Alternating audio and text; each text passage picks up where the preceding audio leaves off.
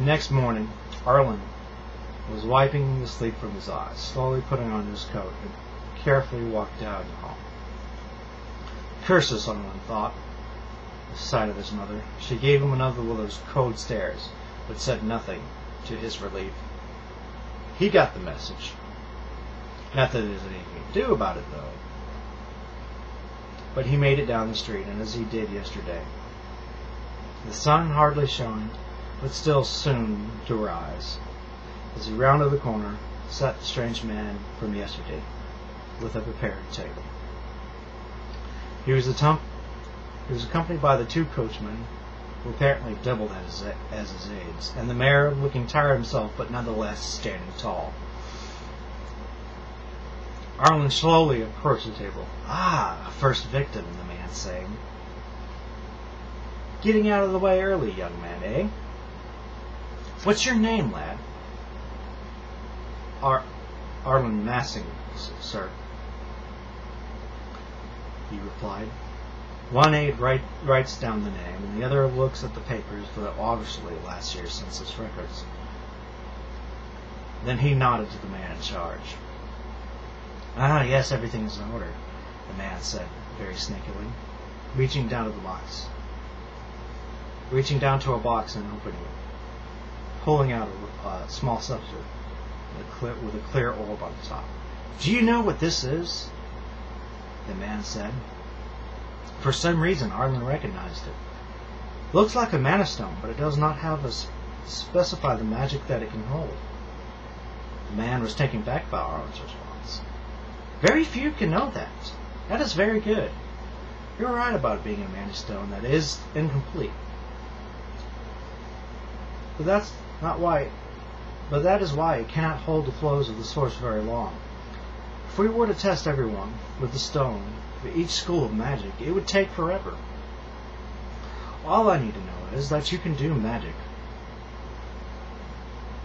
If they can find the rest out at school. Oh yes, I'm babbling. Just place your hand on the orb and imagine yourself pouring into it.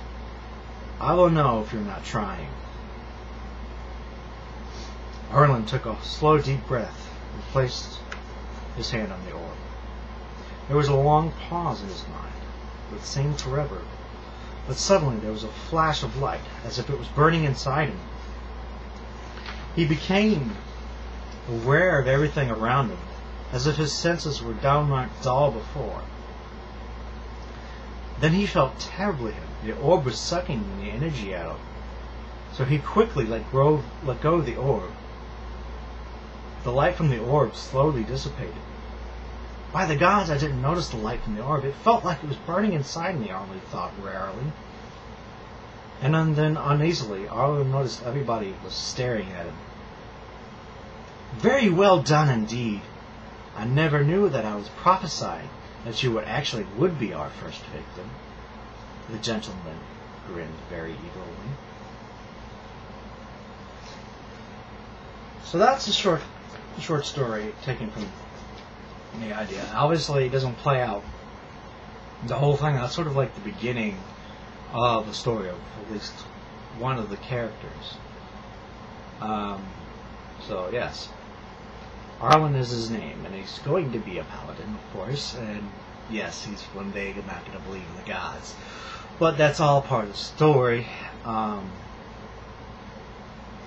So yeah, it's a lot to be desired. Obviously, I can't read that well off paper. Paper itself is a little bit better, I think. That's about all there is to it right now. So, if you like the story, tell me. If you have questions, I'll be happy to answer, as long as it doesn't spoil the story. But basically, that's it. So, take care.